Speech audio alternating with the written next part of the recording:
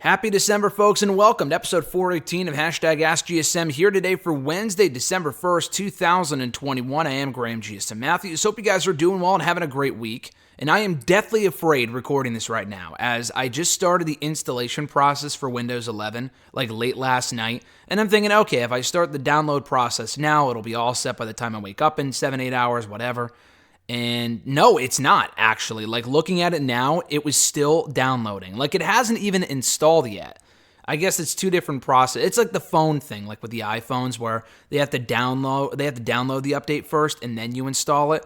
I'm worried that because I pressed download/install last night, that after it's done downloading soon, I think it was up to like 90-something% before I hit record here, that it's just going to start installing too, and I'm going to lose this show. And then I'm not going to be able to use my laptop for the rest of the day, so hopefully that's not the case. I have not an older laptop. I've had this for about 2 years, definitely on the newer side, but I don't have a lot of memory on it, or I don't have a lot of memory left, so maybe that's why it's taking so long, because I looked it up and it said, oh, it should be done in like 90 minutes, and I'm like, well, it's been almost fucking 9-10 hours by this point, so I don't know what's taking so long. But nonetheless, guys, hope you guys are doing well and enjoying the month of December so far, although we are only one day in. Christmas coming up in a couple of weeks. Got a lot of great stuff to look forward to in the weeks ahead, including Spider-Man No Way Home, baby, on December 17th. For those wondering, I was able to secure my tickets on Monday morning. I stayed up, not specifically for that on Sunday night, but I tried when I was up, didn't work. Tried the next morning. Almost every single theater to the place where I'm going was sold out. Or maybe not exactly sold out, but like 98% sold. And I was trying to get like 4 or 5 tickets in a row for me and my friends and Alexis and whatever, and my brother. And I couldn't because they were almost all sold out. So I got my tickets. I'm looking forward to that. Obviously, Christmas itself on the 25th. A lot of cool stuff coming up this month as we wind down a very hectic, exciting, successful 2021. Largely thanks to you guys. Thank you for checking out these shows every Wednesday. All the other content going up here on the channel every single day, including my interviews, including the reviews and everything else, live reactions. So be sure to check that stuff out if you haven't already. My interview with the King, Xavier Woods, went up yesterday here on the channel, and an article form over on Bleacher Report. So if you haven't already, please check that out. We got more interviews to come from the cast of Psych coming very soon. Ben Sims, who was the director of the Escape the Undertaker Netflix special recently, had a chance to chat with him yesterday. That should be up soon as well. We have also my reviews of the Ruthless Aggression Show Season 2 coming up this week, and kind of rolling over into next week as well, because I think they put up 5 new episodes. I have yet to watch any of them. I was actually watching the Spider-Man movies yesterday. I probably could have used that time to watch the Ruthless Aggression Show, but whatever. I'm looking forward to Spider-Man. So that's coming up. My Broken Skull Sessions review of Jeff Hardy, the Jeff Hardy episode coming up soon as well. So keep an eye out for all that stuff coming up soon here on the channel in the not-too-distant future. But let's get right into your questions. If you want to send in a question to the show, you can do so by tweeting me on the Twitter machine at WrestleRant with the hashtag AskGSM. Find me on Facebook as well, facebook.com/Graham.gsm.Matthews. Drop a comment on the post that I usually put up on Tuesday nights, if not on the wall itself. And last but certainly not least, drop your question down below in the comment section on this very video. I'll include your question in next week's edition. So getting started here first, Noel from YouTube. Their first question was, do you think William Regal should have won the WWE Championship during his Raw GM Power Run in 2008? Should he have won the championship? Yes. Do I think he may have won or was going to win the championship before he got suspended? There's a chance. That was never actually confirmed. That was always rumored, always speculated among fans, that had he not gotten himself suspended in May of 2008, then he very likely would have gone on to become world champion on either brand. Some people were saying SmackDown, that would have required him to get drafted to SmackDown, but at that point, Triple H got drafted to SmackDown in 2008. Would he have beaten Triple H for the WWE Championship? Probably not. On Raw, Punk was the world heavyweight champion a couple of months later, so maybe he could have beaten Punk. That's a possibility. I think he would have stayed on Raw and maybe won the world championship from Punk. But the thing is that WWE, it wasn't their fault. This was like a rare case where it's not like, oh, they should have put the belt on so-and-so. He fucked up, and he has admitted as such in interviews and stuff like that over the years, over the last 13 years. Wow, that's crazy, man. Almost 14 now. Because that was the storyline that got me into wrestling, was William Regal as the Raw general manager back in the spring of 2008, and the power-hungry shit and all that other stuff. So I would have loved to have seen him as the WWE champion, but he was either taking something or roids. I forgot exactly what it was that got him busted for his second violation of the wellness policy, got him suspended for 60 days. He was out until July. And he had a mini push when he came back as the Intercontinental Champion, but he never reached those heights again. And unfortunately, Regal was already towards the end of his WWE in-ring run, so it just wasn't going to work out. And he never had that same heat when he came back. He did have, again, some success as, NXT GM, obviously, in the last 7-8 years, as the Intercontinental Champion very briefly in late 2008, early 2009, but he was never positioned on the card the same way. And I don't blame them. That was more about William Regal issues, so he kind of fucked himself with that. But again, like I said, being the biggest William Regal fan in the world and having gotten into wrestling because of William Regal and being such a huge fan of that storyline, because again, it got me into wrestling. Seeing that storyline continue. I don't even really remember much about those early Raw episodes I started watching for in the spring of 2008. But had he gone on to become WWE Champion, it would have made it that much better, I think. Their second question, where would you rank AJ Styles when his career is all said and done? Great question, but are we talking like among the greatest of all time? And obviously it depends on what the criteria is here as well. Are we talking greatest in-ring wrestlers? Greatest superstars? And I think there's a difference. I think there's a difference between the greatest wrestlers of all time and the greatest WWE superstars of all time. Because obviously some of the greatest of all time have never gone through WWE, Okada being one of them. I'm not saying he is the greatest of all time, but I would probably put him in the conversation of definitely, I don't know about top 10 maybe. I'm not sure. I'd have to really think about it, but he's never stepped foot in WWE. Kenny Omega was in developmental for a cup of coffee many years ago. I don't know if he would be anywhere near the top 10, obviously, but still he would be up there, maybe in the top 20 or whatever, and he's never been in WWE. So it's definitely a difference. And you also have to consider like promos and storylines, feuds, title reigns, box office draw, ratings. AJ has never been a ratings draw as far as I know. It's not like, SmackDown was at its peak, I think, in the last 5-6 years when he was the WWE champion at the beginning of the brand split in 2016. To me, those were like, I know a lot of people look back at 02, 03 as the glory days of SmackDown. From when I've been a fan in the last 13 years, my favorite period of the Blue brand was late 2016 into early 2017, right before WrestleMania 33. That was my favorite stretch of SmackDown. And AJ was the WWE champion for a good portion of that from September of 2016 to January. He had a lot of great matches and feuds with John Cena, Dean Ambrose, even got a couple of good matches out of James fucking Ellsworth and Baron Corbin and Dolph Ziggler and people like that. So, AJ anyway, so where would I rank him among, again, I guess the greatest of all time, I'm assuming you're talking about? He would be in the conversation. I don't know if I would put him in the top 3 or the top 5 or whatever. Again, you got to put, even if you don't like him, you got to put Hogan in that conversation because he was one of the biggest wrestling names of all time. Rock, Stone Cold, Cena, Shawn, Brett. Brett is arguably the greatest of all time. AJ, I would put probably definitely in the top 20, I would think. And, he came up at a time. You also got to consider his success as well outside of WWE, but he came in at a time where the product really was not all that good. And the fact that he has had as much success he has had in WWE is incredibly impressive when you consider that he really was an outsider coming into the company. He was an outsider coming in from TNA. He was an outsider coming in from New Japan. And not only that, he was the face of TNA. He was the face of the opposition for a long time. And for someone like me who started watching in 2008, around that time, they were not bringing in any former TNA guys or girls at all. R-Truth came back, but he was already in WWE. Christian came back, but he was already in WWE. They brought in Chris Harris, and that was a complete failure on his part. He just wasn't in great in-ring shape at all, and he got quickly fired. Low-key, Caval never really worked out. Again, that might have just been himself and attitude issues and stuff like that. Awesome Kong came in as Karma. That had other circumstances where it didn't work out. So Xavier Woods came in, Consequences Creed, but he didn't really find success until many years later. But he was one of the first guys. Joe in NXT as well, Bobby Roode many months later. But AJ was one of the first big names from TNA to make the jump over to WWE, arrive on the main roster, and not only that, completely bypass NXT, but also be pushed as a top-level star. He had a year-long WWE title reign. He has faced and beaten a lot of top names, beat John Cena in his first ever SummerSlam clean. He beat John Cena on back-to-back pay-per-views, and I'm not sure a lot of people can say they've done that.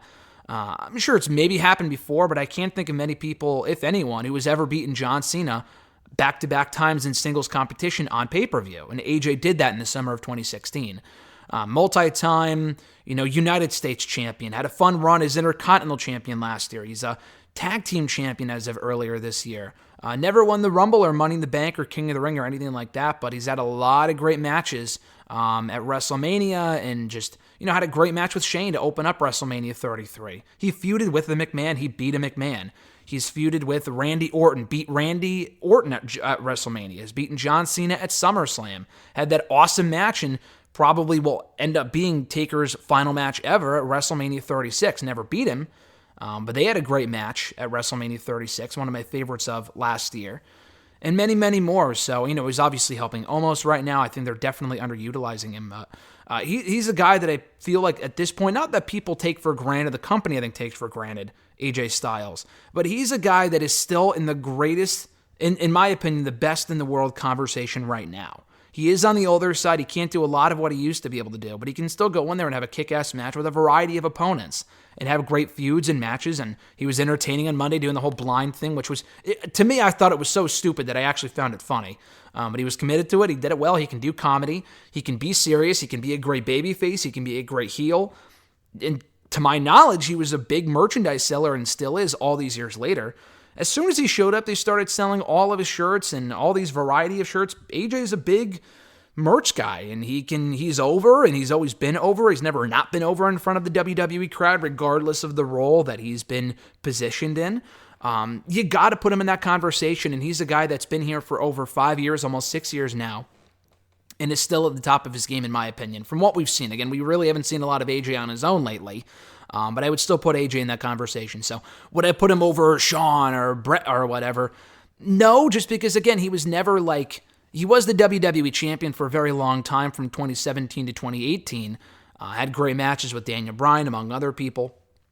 But the thing with AJ Styles is that, I don't know, I just feel like he was never the top guy like a Rock or an Austin was or a John Cena. I feel like to put him over them would be just ludicrous, but to my knowledge, no one has really had the same sort of success that he's had, going from the independent promotions and being the world champions over there to then being world champion in WWE, being world champion over in New Japan, the IWGP heavyweight champion, the TNA world heavyweight champion, and NWA world's heavyweight champion, to then being a two-time WWE champion, hopefully universal champion at some point. I think that'd be great, so I would definitely put AJ. I think you got to consider beyond his WWE stuff and the fact that he's been able to accomplish so much over the course of his career and has still stood the test of time. He's got to be in that conversation.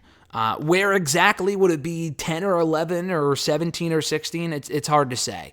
But he would have to be at that upper echelon, though, just because, not only because of the success that he's had, even for a guy of his size, but for what he can do in the ring and just for being like a modern day, in my opinion, a modern-day Shawn Michaels. I feel like he is the modern-day Shawn Michaels, and Daniel Bryan is like a modern-day Bret Hart, in my opinion.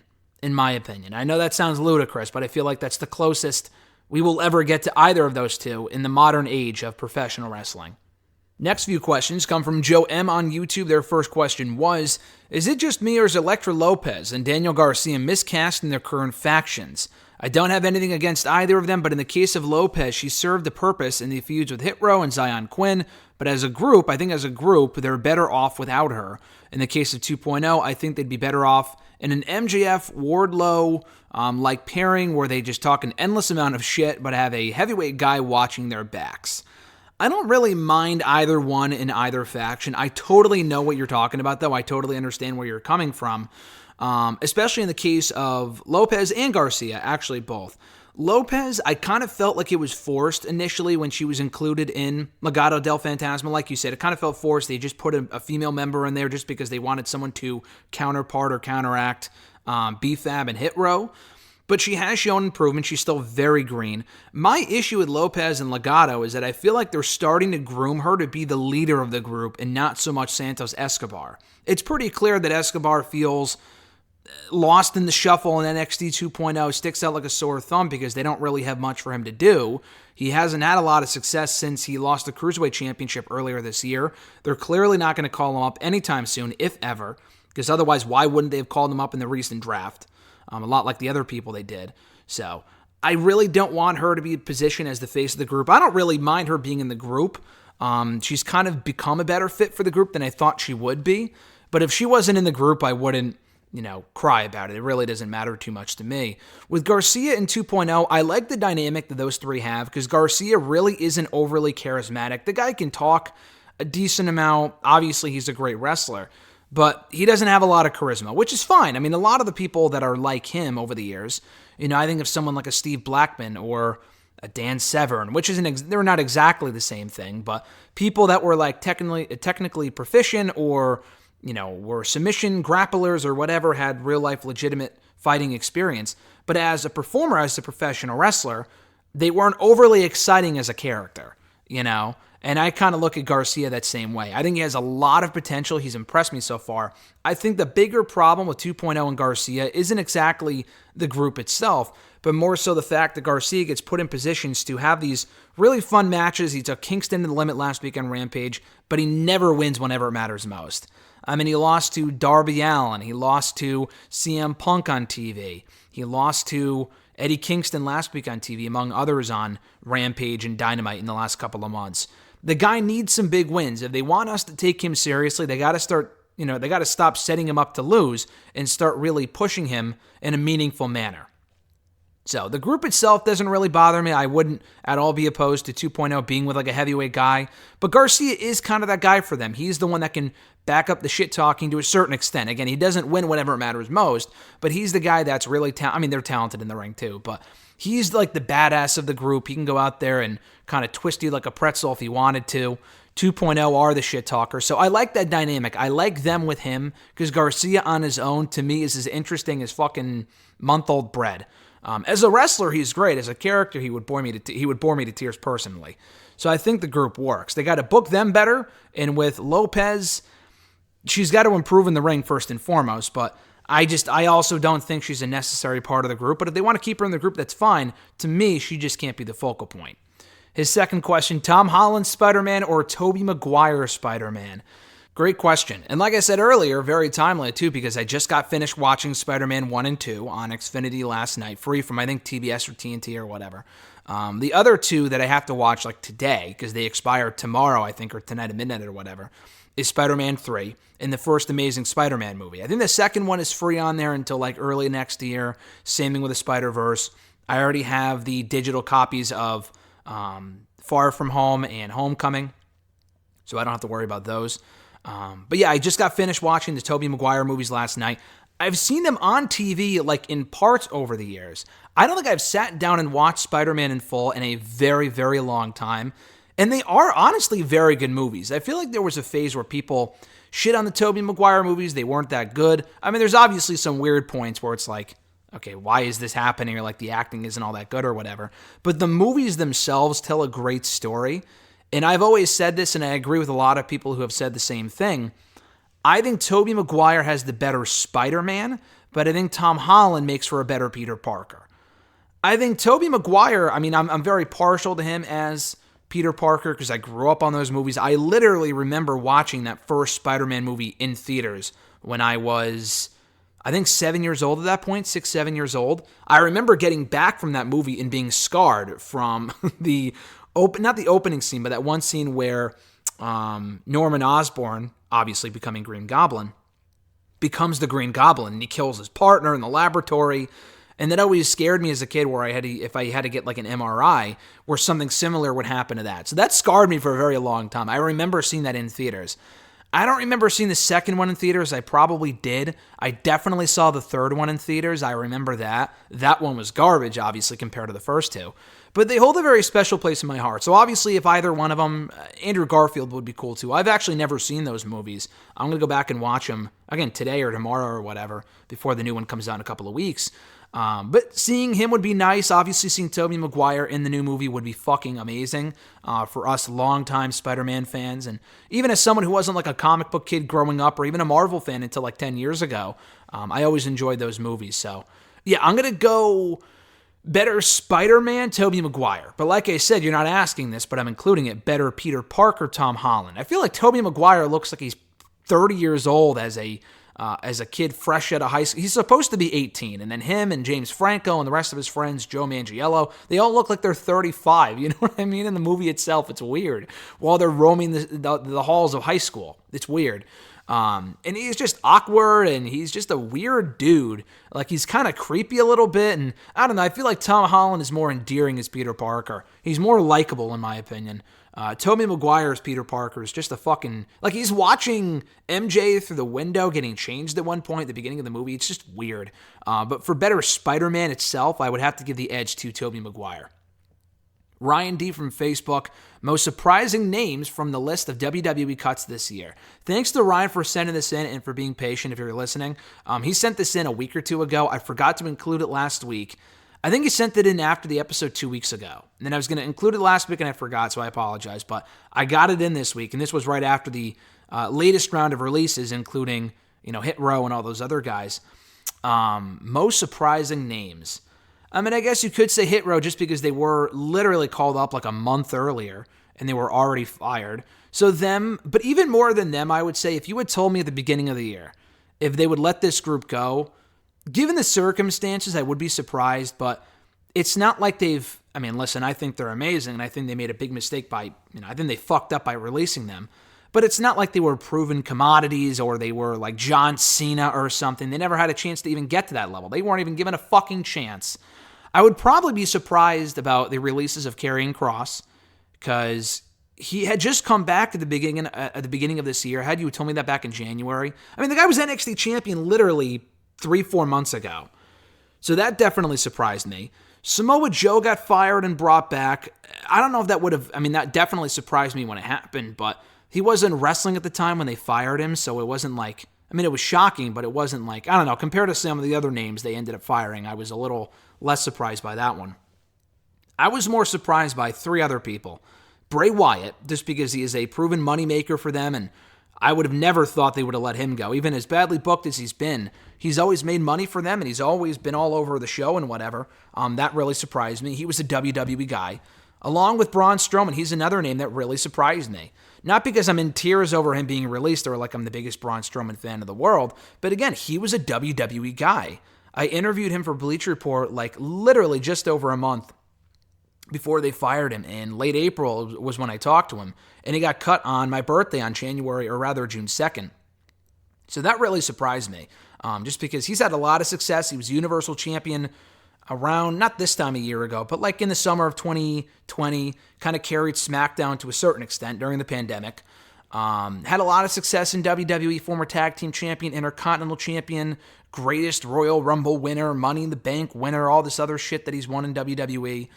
And they fired him just because they felt, I guess, he was probably being paid too much. It wasn't worth the investment, and they let him go. So Braun absolutely surprised me because, again, all these other people like Karrion and Keith Lee, those were surprising, but they were never WWE guys. They were NXT guys.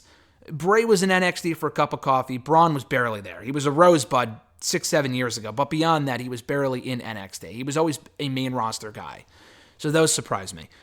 The other person that was a WWE girl that very much surprised me when they let her go was Nia Jax. You said most surprising name. You didn't say most disappointing. Nia Jax shocked me. Honestly, like I think of that round of releases that week when it was her and Lee and Cross and Mia Yim, among other people, Scarlett. Nia probably shocked me the most because of all the cuts they've made over the last year and a half. I never thought they would actually let her go. She's fucking terrible, but that hardly matters. I mean, you look at some of the cuts they've made. I mean, yeah, Jackson Riker got cut, and he wasn't really all that good, but they've also let go of Keith Lee, and then Karrion Kross had a lot to offer. Hit Row were very talented. It doesn't matter how talented or not so talented you are, they will let go of anyone at any time. They have proven that. Unless your name is Roman Reigns or maybe Randy Orton, they will let go of anyone at any time. But Nia Jax has always stood the test of time on the main roster, and she's had not a lot of success, but she was a, multi-time tag team champion, held those tag titles for a long time last year into this year, former Raw Women's Champion, and she was always on the show. Had they let her go when she was hurt or out like about a year ago, she was gone for a very long time, from 2019 to 2020. She was literally out for a year, and she came back right after WrestleMania last year. But she's been on the show ever since. She's been featured in title programs. She feuded with Asuka over the Raw Women's Championship. And just, if only due to her connection to The Rock, or to The Rock, rather, I figured she would have a job for life in WWE, and they let her go. Now, part of it might have been the vaccination stuff. She hasn't confirmed or denied whether she's vaccinated. It really doesn't matter, but I guess it does matter to the extent that that was probably a factor in why she was let go. She mentioned the mental health break stuff, and that was when she was let go, which is unfortunate. It's bad timing for her. But the fact of the matter is, if they weren't going to bring her down to NXT, she had no business being on that main roster. She was hurting women. She's just fucking awful. She really doesn't offer a lot. But again, I didn't think they would ever let her go because she has been on the main roster for so long, and she has that family legacy where I thought she was bulletproof. But even that, maybe it was the vaccination stuff, but you would think even with the there's other people that are on the main roster that are not vaccinated. You gotta know that's the case. But they would make an exception for like a Randy Orton, not that he's not vaccinated, I don't know, but they would make an exception for a Randy Orton or maybe a Rey Mysterio or a Roman Reigns, which I'm sure he's obviously vaccinated, but you know what I mean. I think they saw Nia Jax as more disposable, which really surprised me. The next question, comes from Noel from Facebook as well. The first question was, did you know Liv Morgan and Becky Lynch will main event Raw on the anniversary of when Lita and Trish Stratus did in 2004? I did not know that. That's pretty cool. It obviously hasn't been announced that Becky and Liv are main eventing Raw next week.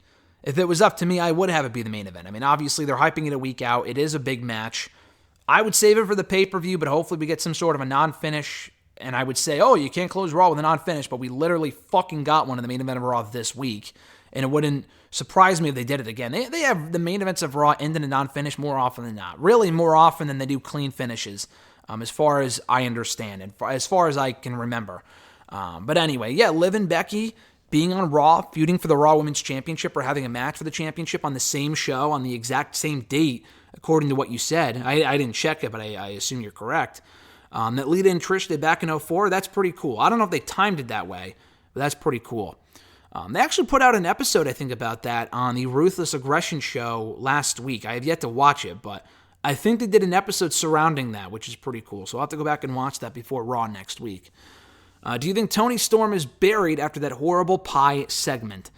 Buried is a strong word. I never really use the word buried. Sometimes I do, in some off chances. I felt Karrion Kross was fucking buried when he debuted, and that ended up being true because he got cut a couple of months later, obviously. Toni, I think, can recover. Not that Toni is bulletproof and that she won't get released. Again, like I said, they will release anyone at any time. I'm honestly shocked that she wasn't cut, along with Tegan Nox and Mia Yim and all those other women that are very talented and they had nothing for, apparently, which makes no sense to me.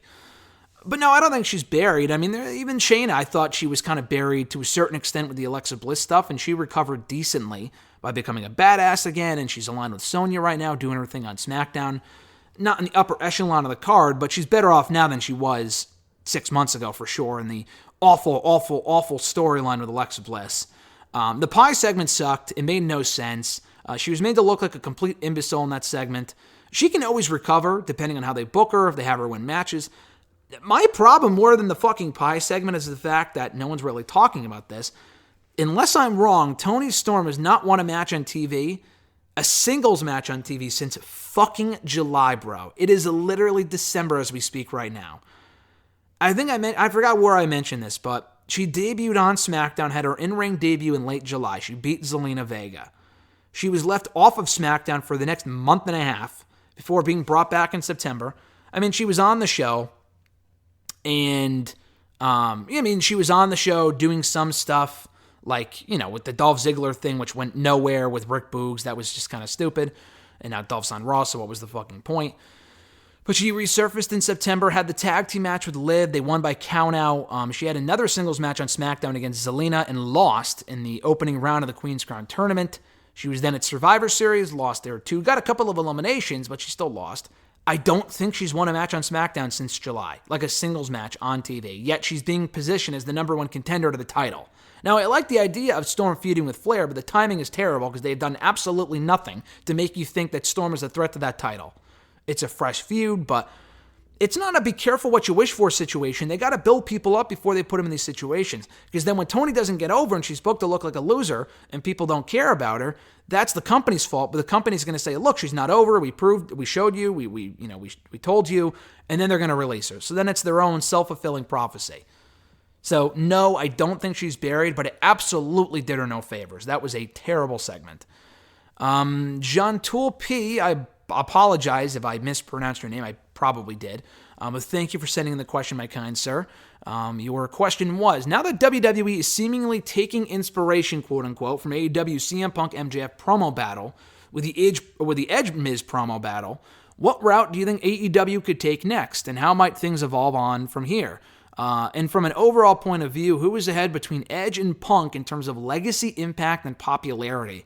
Wow, that's a good question. We'll get to that in a second, but as far as the Edge Miz promo battle and Punk and MJF, I don't think they took inspiration from that. Maybe they did. You put taking inspiration in quotation marks. So I had read about that as far as I read something about Edge and Miz feuding.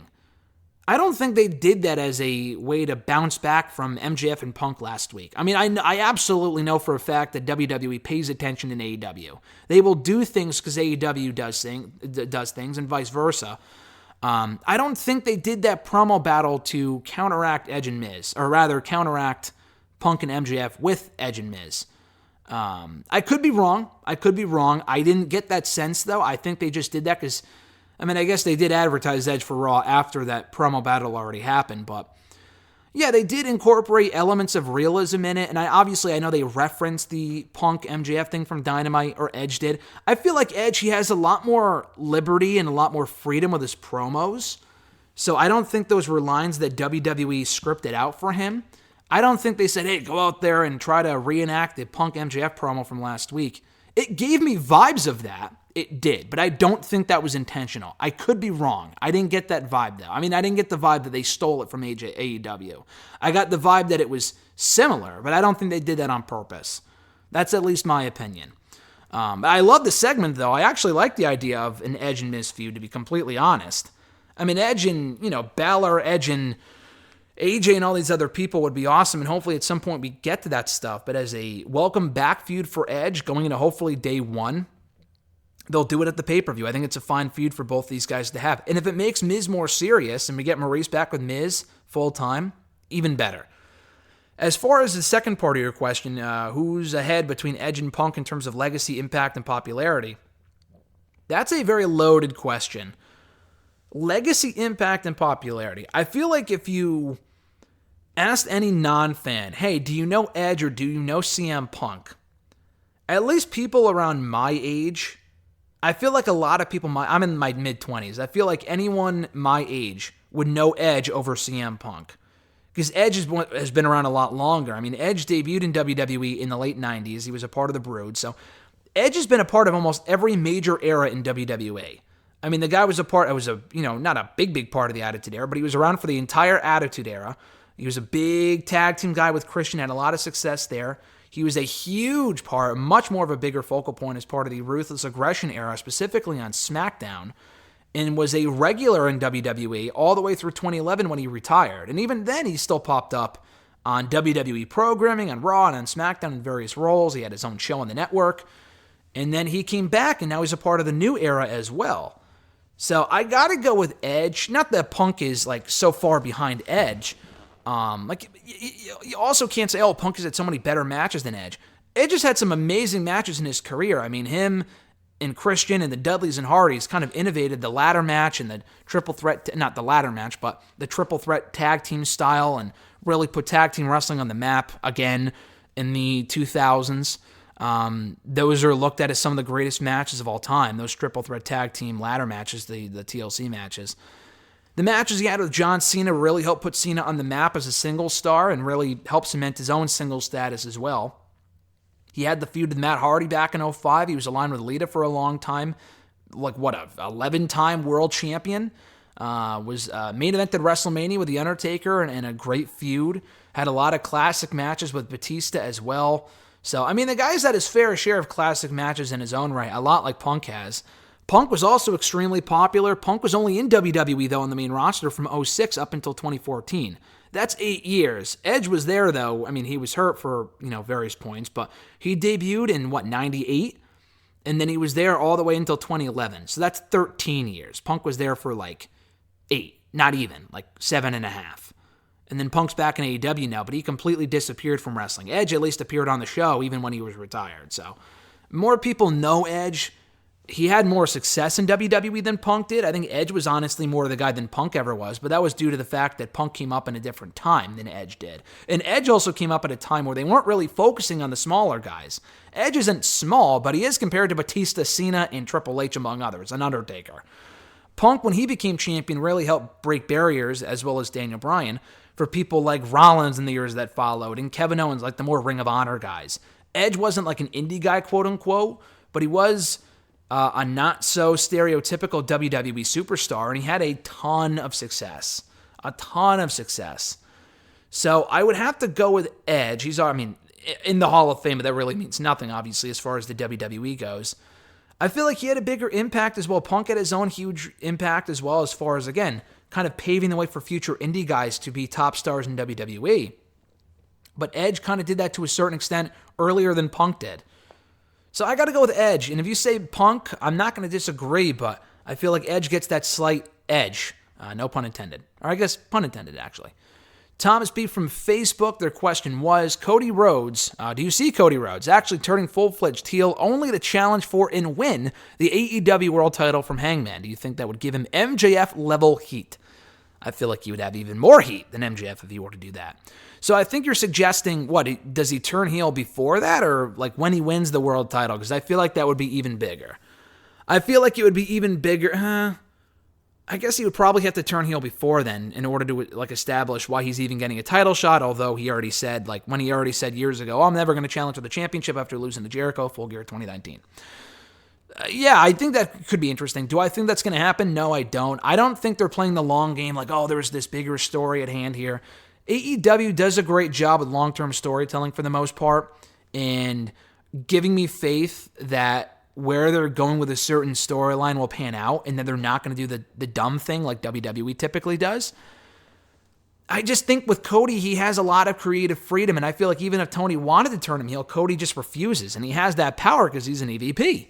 I honestly feel like Tony Khan would have turned Cody heel already, but because Cody is a top player in their promotion and he doesn't want to turn heel, he's not going to turn heel, brother. It doesn't work for me, brother, is basically what Cody is saying. But I like that idea a lot. I feel like that would be a great way to turn him heel and have it go full circle, and he becomes world champion, and then maybe Darby beats him for it or something. I don't know, but yeah, I would love to see that. I don't think it's going to happen, but I think that would be a very interesting idea, though. At Kyle Rochelle19 from Twitter, I can see Becky Lynch and Liv Morgan having a rematch on January 1st at day one. How can WWE book the feud for the whole month? So that's my thing. I think they should have waited till the pay-per-view. If they were going to wait till the pay-per-view for Big E and Rollins, why can't they wait for the pay-per-view to do... they could have already done Rollins and Big E on Raw and then added Owens later on. Done the triple threat and they probably will do Rollins and Big E in the next couple of weeks. I don't know, but it's a nice attraction for next week. They advertised it a week out. That's all I ask. They could do a non-finish. Just do a non-finish. But as far as how they can book it for the rest of the month, it really isn't that difficult. It's 3 Raws. Not every segment they have is going to be great. I feel like they wasted an opportunity to save that 10-woman tag team match for the week after next week's rematch. It's very possible they do the match next week, Becky wins, and then we go back to either Bianca Belair or Rhea in the title picture or something as far as day one goes of the Rumble. I hope not. I want to see the match again at day one. I feel like the feud has exceeded expectations so far. Liv has held up her end of the bargain. Becky's been good as well. I'm looking forward to the match next week. I want to see a rematch at the pay-per-view. I don't think Liv is winning regardless, but I do want to see another match. Maybe Liv wins via disqualification and that builds to a rematch at the pay-per-view. But you're asking how they can fill out the month of December with this feud. We speak right now on December 1st. Next Monday is December 6th. So they do the match on December 6th. That means if the pay-per-view is on January 1st, they only have to fill out, 3 Raws? The 13th, the 20th, and the 27th. That's it. Again, I wouldn't have done the 10-woman tag team match this week, or if you were going to do that, then save the contract signing for another week, because I feel like they just kind of burned one of the segments away for no reason on Monday. But, you can have Becky in action, you can have Liv in action, you can have Liv face other people. You could do another tag team match with fewer women. There's ways to do it. I mean, it's really not impossible. It's not like we're waiting until fucking Revolution, like with AEW, which is in, I think, March this year again. That's a little bit more difficult, but they can easily kill 3 weeks until the pay-per-view on January 1st. I don't really see that being much of an issue for them. At Reborn Again, I mean, not every segment might be must-see, by the way, but I could definitely see them just coming up with some filler, which they're kings at. They're masters at filling time. They could totally do it. At Reborn Again from the Twitter machine, John Ritland from the Twitter machine and YouTube. Check out a show on YouTube, Real Honesty with John Ritland. John's awesome. Check out his stuff. He's kicking ass right now going to the end of the year. So, again, check out his content. He does awesome stuff. His first question was, so as 2021 draws to a close, what would you say were 3 positives and negatives as far as wrestling goes? From fans coming back to the state of a particular company. Ring of Honor closing is probably a negative. Fans being stupid is probably a negative. Fans coming back is a positive. I feel like it's both a positive and a negative because it's great to have fans back, but then on the other side of the coin, you have like the what chance and you have people being stupid, like at Raw last week, the guy that almost attacked Seth Rollins. So I feel like it goes both ways. I didn't write down any number like 3 positive and 3 negative things. I'm just kind of going off the top of my head right now. But yeah, the closure of Ring of Honor has been very disappointing. So that would obviously be a negative. Just wrestling in general, I feel like I don't really follow New Japan. I feel like they had an off year this year. They were just plagued with injuries and illnesses and all this other shit. Weird booking decisions from what I understand. NWA did not have a great year. I'm glad they started running shows again, but they just did not have a good year as far as like the shows they've done and Power just being pointless for the most part. So that's another one. Impact of that had a great year. I've enjoyed a lot of their pay-per-views. Their week-to-week shows have been awesome. They brought in a lot of great talent. WWE's loss with a lot of this talent has been AEW and Impact's gain for the most part. So seeing them shine in Impact and all the other promotions has been cool. The releases in general has been a negative, a huge negative. NXT 2.0, to me, positive or negative? I would say negative. The death of Takeover, Triple H kind of leaving his post as the head of NXT for now anyway, I guess. I don't know when he's coming back, if at all. That's been a major negative. And it sounds like the year has sucked, but I don't know. I've also enjoyed the Saturday pay-per-views. That's been cool. Again, having fans back has been nice. SmackDown's been pretty good this year. The Roman Reigns stuff has been awesome all year round, in my opinion. Having Becky back, Brock returning has been cool. He's been, feeling fresh again. RK Bro has been a revelation. Tongue twister. Revelation over on the Raw roster. They've been great for the Raw brand in the last couple of months. Bianca's been a shining star for the most part in 2021. Seeing her shine has been awesome. The 2-night WrestleMania, I mean, I was there, but I also thoroughly enjoyed both nights. That was great. I like SummerSlam. I'm trying to think, what else have they done with WWE? Like good, bad, terrible, whatever. I don't know. I'm sure there's more than I'm not thinking of. But, Danielson going to AEW, huge positive. CM Punk coming back to wrestling, huge positive. Sting wrestling again, huge positive. Christian coming back, huge positive. I feel like I have more positive things to say about AEW than WWE. I mean, I love all these promotions, but it's just the fact that AEW's had a better year than WWE for the most part. WWE, like almost none of their shows feel must-see. Even SmackDown, I was kind of losing its luster. NXT's a chore to watch at this point, and then Raw is just Raw. Although I did like this week. Dynamite isn't always amazing, but they do have a loaded roster right now. All Out was one of the best shows I've ever seen. Full Gear was a great show. Having Punk and Bryan on their roster has been great. The Elite stuff has kind of overstayed its welcome, but Omega had a very good run as world champion. Hangman's super hot right now and has been for the entire year, really. The HFO sucks. I love Matt Hardy, but the group itself just isn't good. But there's been a lot to like about AEW as well. So it's been a very fun year. I've enjoyed this year in wrestling. At least having fans back has been a big positive for everyone. So if nothing else, that is what we could take away from 2021. Hopefully we can aim for bigger and better things in 2022 for all wrestling promotions. His next question. So Dark this week has 15 matches. Not to sound like a broken record, but why? Yeah, we talk about this a lot, but it's fucking dumb. I wrote about it in my review from Tuesday from last night. I watched the whole show last night. Usually I watch it on Wednesdays now, but I had more time yesterday. It's just a chore, man. I liked the Adam Cole-Anthony Green match. I liked the Ethan Page-Fuego match because they were actually competitive. I'm fine with the squashes being short. One of my biggest issues with Dark initially was that the show was like 2.5 fucking hours, and every squash would be like 5 to 7 minutes.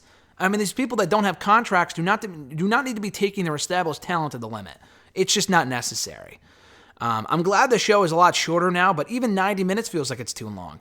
Elevation, I think, is very effective at this point. It's always under an hour. There are only 6 to 7 matches. Some are competitive. The crowds are there. There's some short squashes, but they don't overstay their welcome. The show is perfect. Dark, not that it's pointless, because Dark is there to help people like Julia Hart improve, and people like that Wardlow improve. Kind of the people they want to focus on for the future and give people a spotlight that don't have a contract yet. Like, that's kind of like the Tony Nese show, the Anthony Green show, the Daniel Garcia show, people like that, you know? I just feel like it doesn't need to be 90 minutes, though. 15 matches is fucking ridiculous, and the crowd's always burned out by the end. They were into Adam Cole last night, but the other matches were a complete drag. Why does the Butcher need his own single squash match? I mean, honestly, what purpose did that serve? It was incredibly pointless. So, anyway, I like the idea of Dark being at Universal Studios. I spoke positively about that when you asked me about it, John, a while ago.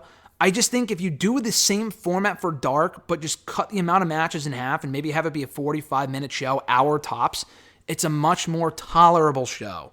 90 minutes is fucking overkill for most of the same thing. 13 of the matches are all squashes. 12 of the 15 matches last night were all enhancement matches. I like the Pinnacle Bear Country match as well, the tag team match. But beyond the last 2 matches than that, it was Squash City, which is fine, but you can't have like 12 squash matches in a row. They're all the exact same thing. It's just a complete waste of time. And a lot of those matches just serve no purpose. I mean, I understand giving people more experience, but what the fuck does the Butcher need his own squash match for? You know what I mean? Like, who gives a shit? His third question here. So that 10-woman tag team match on Raw was a touch messy, wasn't it? That was his question. It was a little sloppy early on. Honestly, I liked the match overall. There was a lot going on. It definitely was a mess at certain points, especially when you have 10 people in the same match. At least WWE doesn't do that a lot. I feel like, anyway. Maybe I'm wrong, but I feel like AEW is like 10 8-person tag team matches all the fucking time with the Dark Order and people like that. It's just ridiculous, man. But that being said, I thought the 10-woman tag team match overall was solid, and I thought Liv winning was great, and it succeeded in what it set out to do and building towards next week's championship clash between Liv and Becky. So I liked it. Honestly, it felt like it had more stakes, even though nothing was on the line. It felt more meaningful than the fucking 10-woman tag team match did at Survivor Series, 8 days earlier, which is kind of sad. But I liked the match. I mean, it was definitely messy. I understand that, and having Tamina and Dana Brooke in there is not going to make the match any better. But I liked it, although I do understand it being a bit messy early on. I kind of figured that, and that's exactly what it was. But I feel like I might be in the minority of people that actually enjoyed the match overall. At Iwagu91 from Twitter, their first question was, what are your thoughts on no WWE pay-per-view next or this month? He's talking about December. And the AEW one happening on New Year's Day. Oh, you said the new one. I'm sorry. I'm looking at my document and the sun's in the way. It looked like it said AEW, not the new one. But yeah, the new one happening on New Year's Day. I love it. It's a nice break. We haven't had a month with no pay-per-view in a long time. I'm trying to think what the other month would have been. Because like even this year, they didn't have a Saudi show, but they did Fastlane and Elimination Chamber. Fastlane was completely fucking pointless. Elimination Chamber wasn't much better, but Fastlane was a completely pointless pay-per-view. Completely pointless. So, yeah, I don't know when the last time was that we didn't have a pay-per-view in the month of December. Or just in a month at all. I mean, it was probably in the last couple of years, but I just can't think.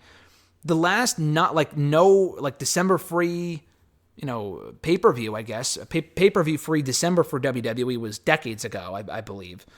But I like it. TLC I've liked over the years, but it feels like, again, another pointless pay-per-view designed around a gimmick, centered around a gimmick that doesn't need its own pay-per-view. And it really hasn't been overly great in recent years, I don't think, although I did like last year's installment. But yeah, and AEW doesn't have a pay-per-view this month, which is great. They had Full Gear last month. They had Battle of the Belts in December, or rather in January. They have Winter is Coming up, I think, in a week or two. But beyond that, they don't. I think it's in 2 weeks. They don't have a pay-per-view, which is great. TV specials are fine. I mean, technically NXT has War Games on Sunday, but that's more of a special, not really a pay-per-view, especially for the main roster. So, I like that a lot. I hope we can have more periods like this where there's no pay-per-view in a certain month for WWE. You don't need a pay-per-view every fucking month. I've been a big proponent of doing a pay-per-view every other month. I know WWE is never going to go back to that, let alone the big four like AEW does with their big four pay-per-views, and then do like meaningful live specials on TV every now and again. They have to have a pay-per-view every month. I think it's probably a part of their Peacock deal, to be honest with you, for there at least to be one pay-per-view a month. They don't have this one, but they have two next month. They have day one on January 1st, and then the Rumble, I think, is at the end of January, which is fine. But yeah, I think more months like this is nice. It's a nice break for me, because there's been a period for the last couple of months where it feels like there's a new pay-per-view or a new special every fucking weekend. Even Final Battle. I mean, there is a pay-per-view this month from Ring of Honor. Ring of Honor has Final Battle coming up, I think, next Friday or Saturday or whatever it is. WWE does not, though, and I appreciate that. Their next question at Iwagu91, second question here. Your thoughts on Tomohiro Ishii after watching him team with Orange Cassidy? I like him. I would love to see more of him on AEW. I mean, I was already familiar with Ishii. I already knew the name, but I had also seen him work a little bit, not only in New Japan on the various Wrestle Kingdoms I've watched, but also on Ring of Honor. He was actually, I think, if I'm not mistaken, I'm pretty sure it was him. He was a former Ring of Honor World Television Champion about 5 years ago. I think he took the belt from Roderick Strong, I think. I think he took the belt from Roderick, and then Bobby Fish beat Ishii for it, if I'm not mistaken. But yeah, I was already familiar with him. He's a hard hitter.